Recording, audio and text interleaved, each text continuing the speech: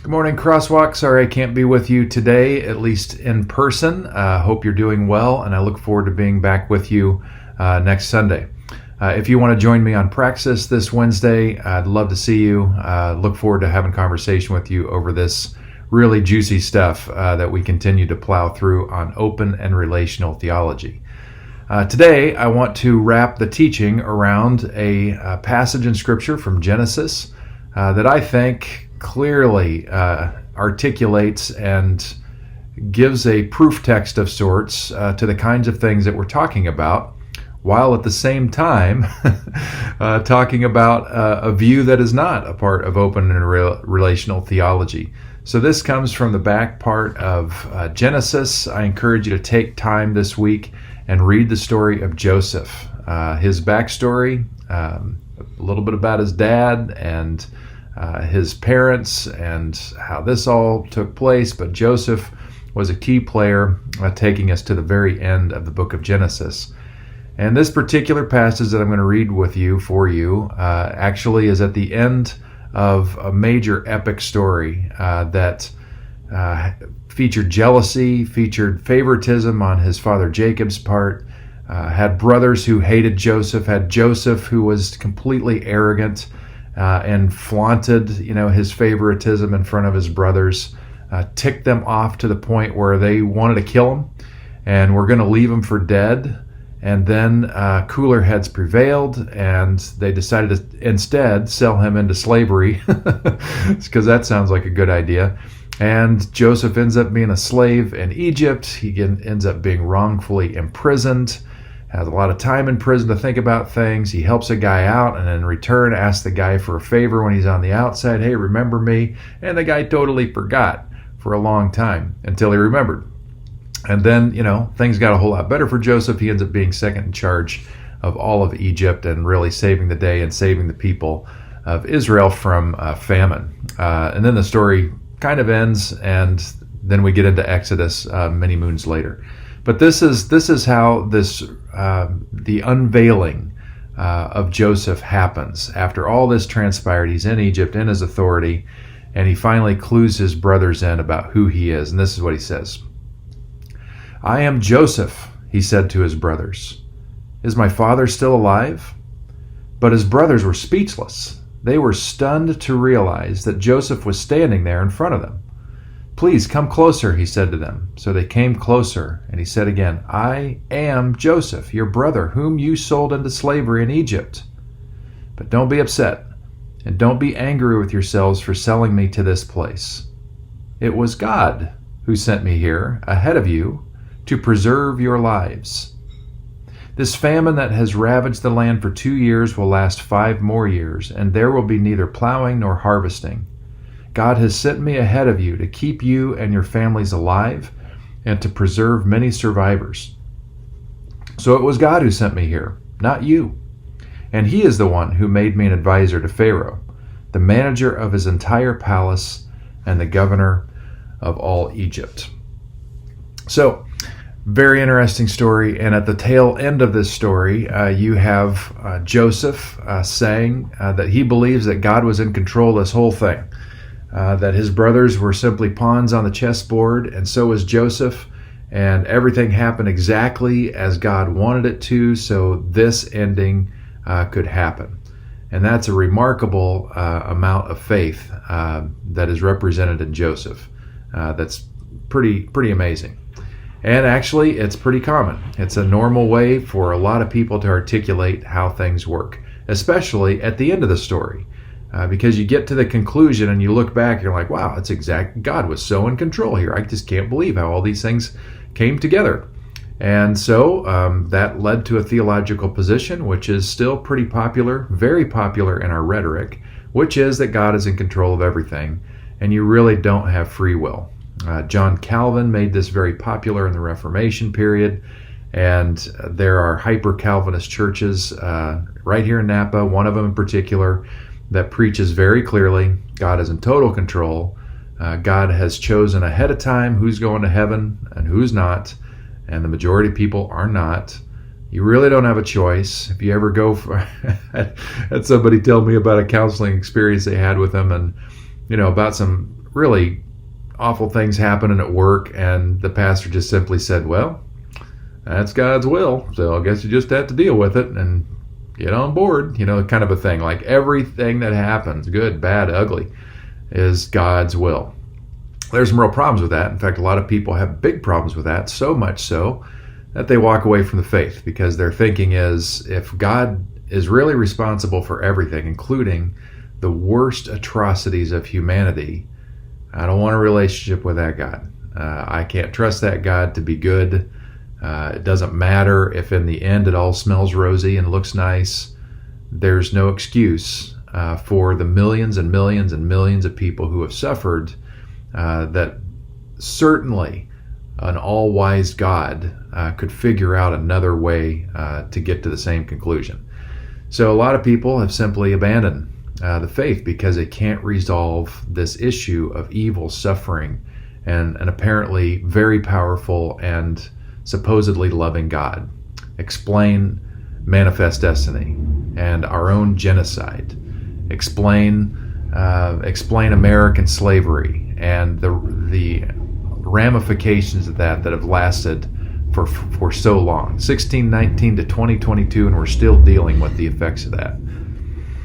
So some people get into a zone where they feel like, well, maybe God is, acting sometimes, but not all the time.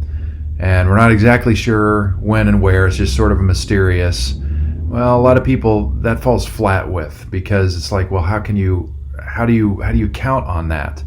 Some people say that it's just all a mystery, but God certainly acts. Same thing. People are like, well, I guess so. I mean, some of this stuff does seem pretty freaky, and it seems like there's a God behind it, so okay. But again, there's so much mystery with it. How can you really build a life on it? And then some people just say, don't even try. It's just not even worth the attempt, because clearly we have no idea what we're talking about. Well, open and relational theology gives us a framework that I think makes a lot of sense. And again, as I've said before, if you are comfortable in any of those four models of absolute control, sometimes acts, sometimes doesn't. It's too mysterious, but we're pretty sure God's involved, or that God is not doing anything at all in the world. That's another position, that there isn't anything happening from God's side. If you're comfortable in any of those, you're welcome to do that. None of those work for me, and none of those work for a growing number of people in our world. And particularly as we understand more about how the created world works, and the more we think about theology. So one thing I'm going to do with you today, which may be a little bit uncomfortable for some of you, is I'm going to disagree with Joseph. And because Joseph's quote is in the Bible, I'm going to disagree with this position, which shows up in the Bible, and it's held by probably a lot of people in the Bible. But I'm comfortable with it because I don't think they had a full enough perspective on it. And this doesn't mean that I know more than God and all that, or know more than the Bible. What I'm saying is that these people at this place and time, it's the best they could do. But Joseph's story itself has holes in it about how he came to the conclusion that God was in charge of everything. So I want to walk you through open and relational theology, and a couple key foundation pieces here. In the next week, or in weeks ahead, we're going to talk about the love of God 2 weeks from now. And that is the primary characteristic of God. So keep that in mind. We also talked about God being relational last week. Well, if you've got these two things together, loving and relational, then that absolutely requires people to have free will. Because if God is loving and truly relational, it's not love, and it's really not relational except for a one-sided relationship if we don't have free will to choose which way we want to go. So I'm going to keep a bullet point list of things on here to have before you. And so that first thing is that God's nature is love, and we need to respect that and honor that. That means that we really do have free will. We have the freedom to choose what we're going to do and where we're going to go and how that's all going to, how our lives are going to go. We have agency in our lives. And that means that God honors that free will out of an act of love for all people. This is where it gets a little bit uncomfortable. Just let it sink in for a minute. God is allowing free will at all time for every human being and some other creatures that have conscious agency to figure out what they want to do in the next step. Every human being has free will. And out of God's love for all humanity, God respects. So it's an act of love to give everyone at all times free will. Free will to do wonderful things of God, and free will to do terrible things that cause destruction, and mediocre things in between that are fairly benign or at least average in their quality. So keep that in mind with what and the framework, because that is the foundation that helps everything come into clear vision, dealing with the issue of evil, suffering, and a powerful God who is also loving. Okay, so we have God as love. That means that free will has to be a part of the equation. God honors free will for everyone all the time. And part of the realization that we have, as well as in terms of God being a relational God, and we'll talk about God being present everywhere at all times next week, is that God is constantly influencing creation, and particularly us who have agency. God is constantly influencing toward the very best. So the way Ord plays this out, if you want to dial up one of his lectures, I think it was actually at the end of his Relational chapter in his book, Opener Relational Theology, hit the QR code and watch the interview, because he talks about choice. And the way he frames it is this. As first he says, we're not blank canvases. We didn't just come out of the womb and have it, no idea, no preconceptions, nothing informing us whatsoever. But actually we are deeply informed by so many factors in our lives. Obviously our parenting, our cultural context, our time in history, different influences from all sorts of things come into play into our lives. We are not free people. In fact, I've said this 1,000 times, until you come to grips with all those shaping forces in your life, they're still going to be shaping and forcing you in ways that you don't even understand why you're doing it. It's like you're on autopilot. And this is a lifelong thing that we go through. All of our lives we're being influenced by these shaping forces. So we're not quite totally free in that regard, because our choices are limited. Ord also says that, to unpack that a little further, we don't have unlimited choices. So I may want to be the all-time, 3-point champion shooter in the NBA tomorrow. Well, tough luck for me. That's not going to happen. I may want to be the president of the United States. Actually, I don't. But if I wanted to be, I couldn't just wake up tomorrow and say, I'm choosing to be president of the United States. There are all kinds of things that come into play to limit our choices. But we do have choices. And what Ord talks about is in the range of choices we have choices sort of at the top of the list that are the best choices. And it may not just be one choice. It may be a handful of the best options available. And then in the middle, you have some less good choices that are just sort of average or okay, maybe not so great. And at the bottom of the list, you have really bad choices that we shouldn't make. In any given situation, we have a range of choices. And what Ord suggests, and those with him in process theology and process philosophy and open theism, is simply that God always influences toward the loving best. I use that coupling of loving best because whatever the best is has to be qualified by love. You may think winning the lottery might be the best thing for you, but it may not be the loving best thing for you. You may think because you're a human being like me, and the thing that might seem best to you could be rooted in greed and selfishness, just to be about you. That's not the loving best. You may think it's the best because it sure feels like it's the best, but we're talking about a different ideal, a different level of best. And God is always, because that's the nature of God, God is always influencing us toward that best. It comes in a way of a nudge and all sorts of different ways. There's another author that talks about God speaks to us constantly through the Bible, through prayer, through circumstances, through community. God can speak through all types of things. And because God is in relationship with everyone at all time, God knows what else is going on in the world. So there are some things that God might be nudging us toward that we don't really understand at the moment until later on we see some things come into play because other people are sensing the same nudge or a related nudge, and so they're coming into play, et cetera, et cetera. So you get the idea? Because God is loving, God gives free will, God honors all free will. God is not going to overpower anybody at any time. It's not a controlling love, but God will influence with everything God has to influence us toward the absolute best. So far, this makes sense.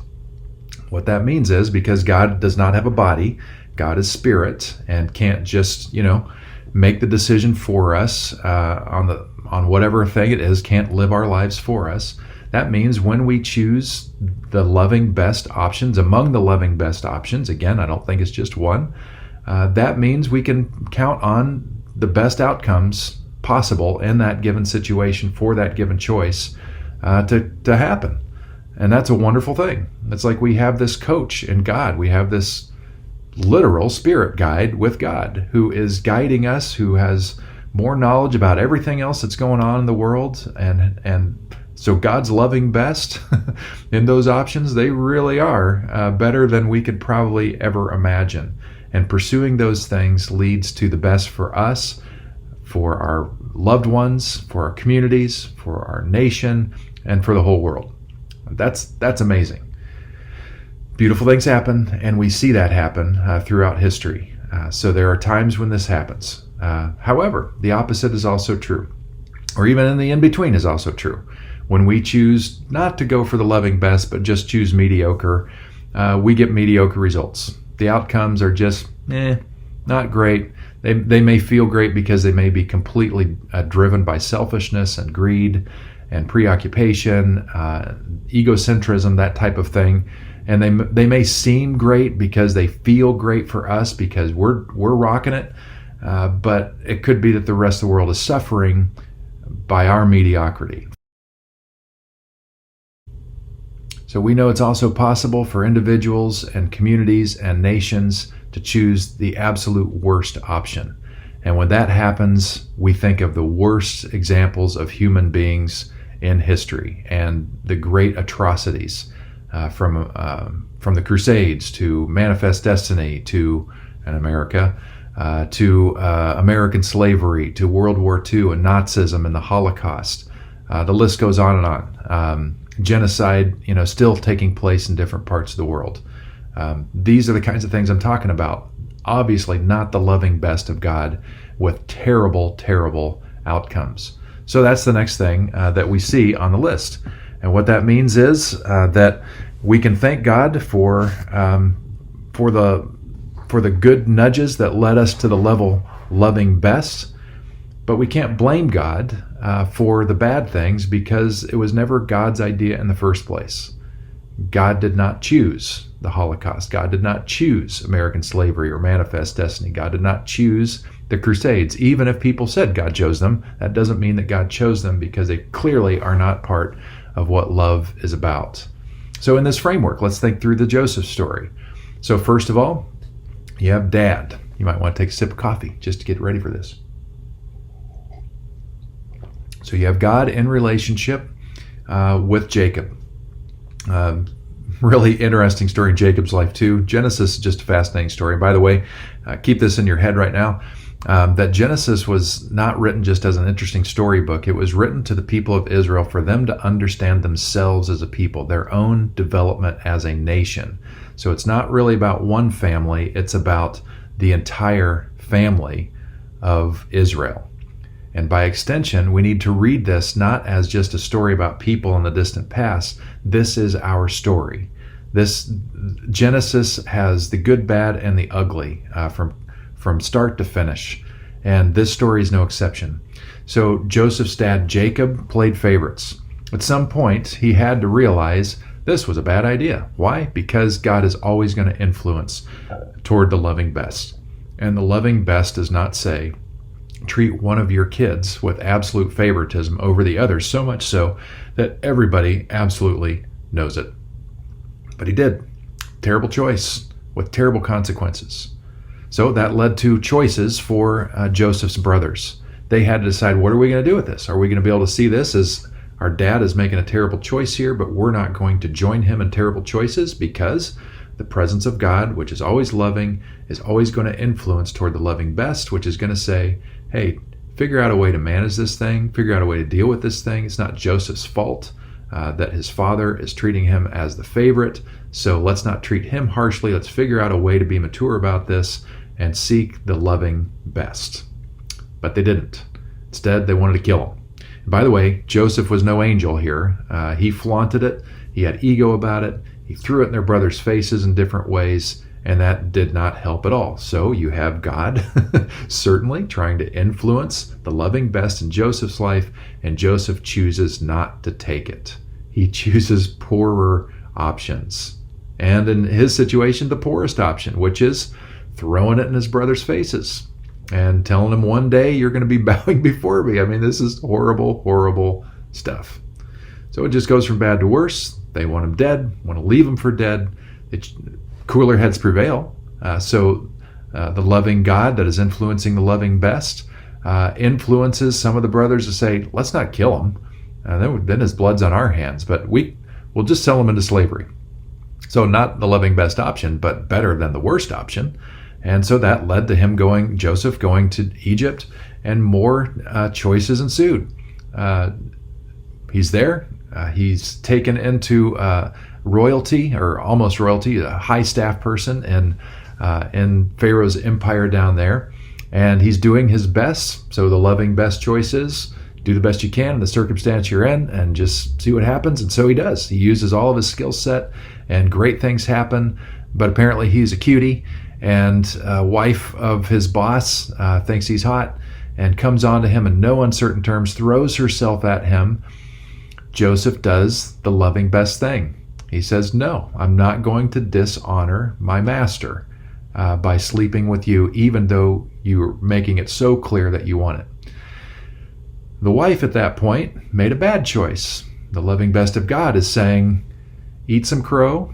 You're making a terrible decision here. Walk away from this. Figure out how to deal with your passions in a healthier way. But this is not the answer. She didn't do that. She chose the worst option and called Joseph out for trying to rape her. That got Joseph thrown into prison. After some time, he starts using his skill set again, so he's listening to the influence of God, the loving best of God, and he starts using his skill set and his wisdom to make sense of things, to run the prison in a better way, and things are going very smoothly. Uses his gifts for a couple of guys who had a kind of a weird dream, and they wanted interpretation. That was a gift that Joseph had. Tells him the answer to this dream. For one guy, it was very bad news. He was going to die. The other guy, it meant that he was going to be restored, released, right back up to his position that he had before. And Joseph says to the guy, hey, remember me. And the guy says, sure, I'll remember you. As soon as I get out of here, I'll put in a good word for you. And then that guy makes a bad choice. He forgets. He doesn't think about Joseph until some time later. And he remembers that Joseph was a guy who had wisdom when it came to dreams. So then the story continues. Famine comes into place. Joseph's using his skill set. He rises to the second in power over all of Egypt. And choice after choice after choice, he's choosing, he's leaning into the influence of God, who is constantly influencing the loving best. He's saving the nation. He's seeing the writing on the wall for what's coming down the pike. And he's doing the things that need to be done, even though they're unpopular. Wouldn't it be nice if we had a government like this a little bit? We know the writing's on the wall for some major things coming down the pike, but we can't get over it because people aren't going to understand it or are going to be mad or whatever. Meanwhile, anyway, I digress. Anyway, he didn't do that, probably because he didn't have to. And so he starts preparing the nation for famine that's going to last for 7 years. Lo and behold, famine strikes. His own brothers come. What does Joseph do at this point? The influence of God is what is the loving best here. At that moment, Joseph could have revealed himself and said, you're not going to believe the journey I've been on, but I'm your brother. He didn't do that. He messed with them. He kind of got back at them, took some shots at them, did some dishonest things with them, because he wanted to see them grovel. Well, that's that's not the loving best of God.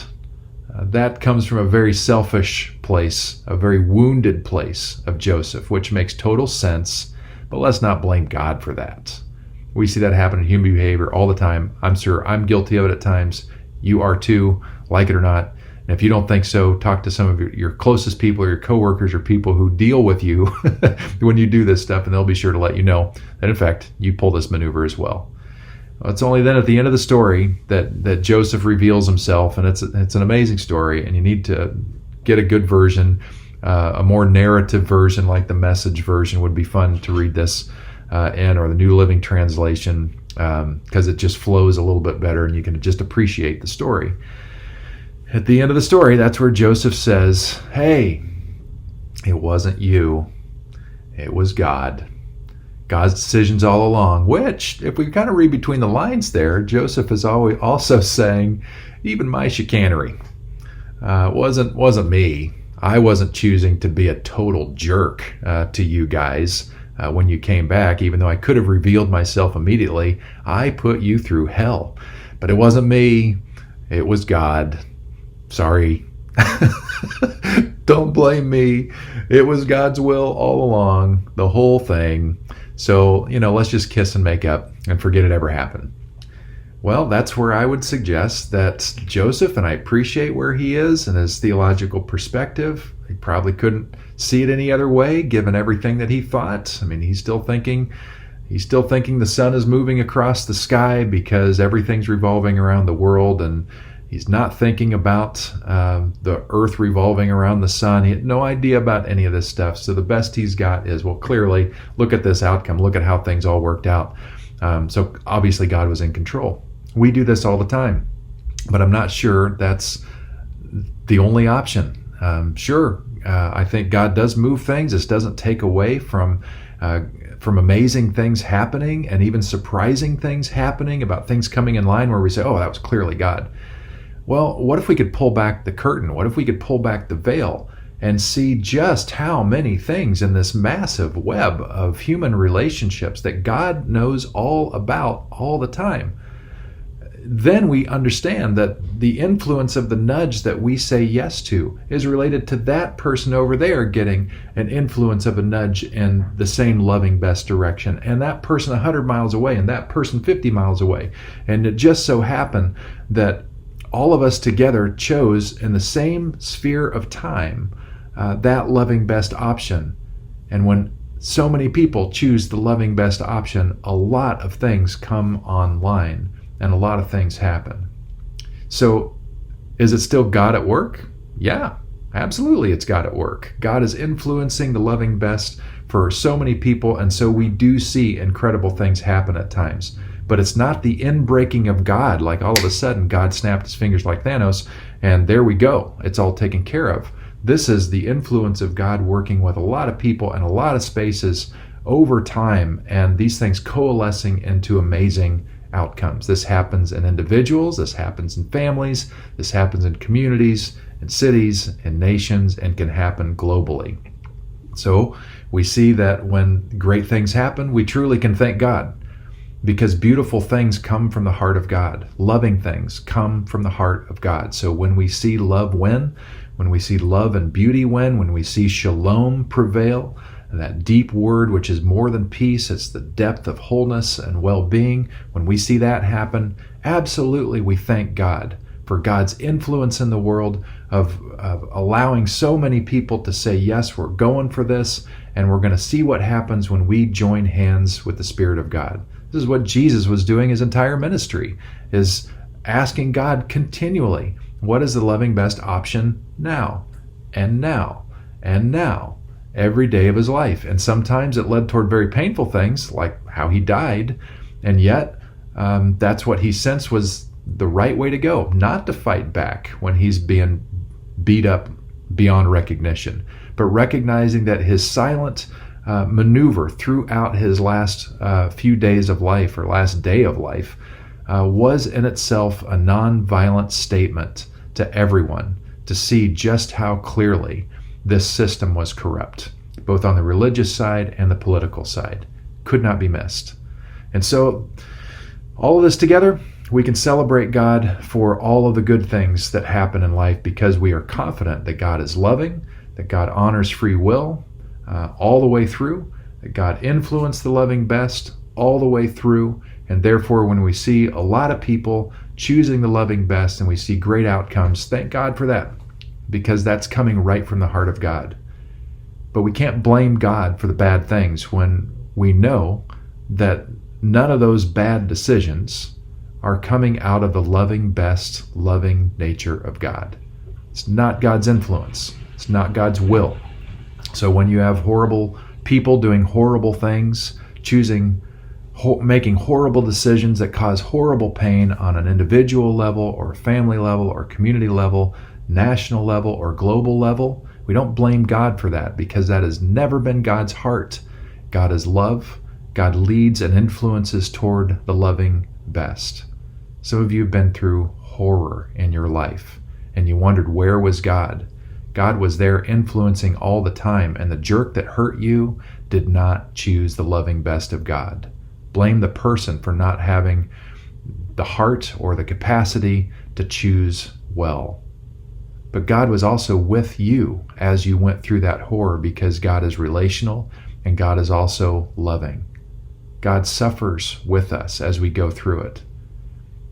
You don't think God's heart breaks when we choose so poorly that it causes great pain?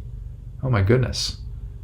Who more than God understands the level of pain and suffering that happens in the world when his kids, so to speak, cause so much harm on some of his other kids? However much we're breaking, it's breaking God more. It's like, why are you doing this? But it's not God's fault. It's not God's fault that people chose not to listen to the loving influence of God. As I think about this with my own life, this makes total sense. There have been things in my life where I look at it and think, man, it just feels like God showed up. And I think the things of God did show up because myself and other people around me sense this is what God wants us to do. And when that happens, sometimes it's just magic. And you're like, holy cow, this God is alive and well. And this is so clear. But we don't have to go that full way of saying, well, God's in control of the whole chessboard. This way of open and relational theology makes a lot of sense. And I know personally in my own life, when I think about the pain that has been inflicted on me, when people have done horrible things to me, and there have been some pretty big shots taken at me over the years, I can look at that and say, man, that person did not choose the loving best. I'm not going to blame God for that, man. That is not God at work here. These people are choosing a mid-grade to even a low option for how they're going to deal with whatever they're about to do to me. I don't blame God for that. Just like I don't blame God for the stupid things I've chosen when I've been obstinate, when I've been driven by ego, selfishness, greed, pride, whatever. When I've made mediocre to bad choices in my life, I cannot blame God for that. I am not a pawn on the chessboard. If I reflect on it enough, I can think through all the influences that motivated my decision. That's legit. I can't blame my parents for everything or culture for everything, but certainly these were shaping forces that help shape the way that I think about everything. And so, yep, they're a part of the equation. But at the end of the day, and this I really want you to hear, at the end of the day, you and I are 100% responsible for the choices we make. 100% responsible. We can't control what other people are going to do to us, but we can control our response to whatever's happening to us. It's not God making this thing happen to you. You have agency. And that actually is very empowering good news. Because whatever you're going through, the Spirit of God is going to influence the loving best. That's good news.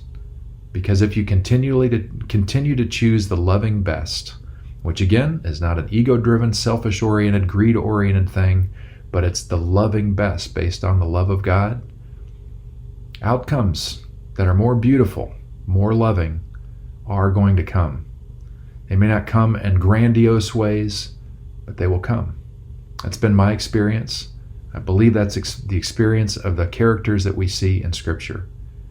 So I hope today that this brings you hope, gives you a framework to understand why terrible things happen in the world, but also why beautiful things happen in the world. Because you can still have your faith. In fact, it motivates me to pay more attention. How can I be a part of the loving best that's happening in the world? You know, the framework of Jesus and the prayer that he taught us to pray, it really was that. It was a framework. It was a way of thinking and being in the world. It starts and ends with recognizing who it is we're trying to listen to the most, and that's God. So I want to end today with a prayer that I've offered many times before, especially throughout COVID. And this is to remind you that this God that we serve isn't just relational with us here in the United States, but is a global God that speaks all languages. And God is at work with all the people that you're going to hear praying the same prayer, all at work with them, influencing all of them. And I just want your mind to expand and wonder what beauty could take place if all of us together not only said the prayer, but actually lived the prayer. So may it be true of you. I look forward to seeing you next week. Make good choices, people. Listen to the voice of God who is with you and will lead you to the loving best. And we'll see you next week. Thanks for tuning in.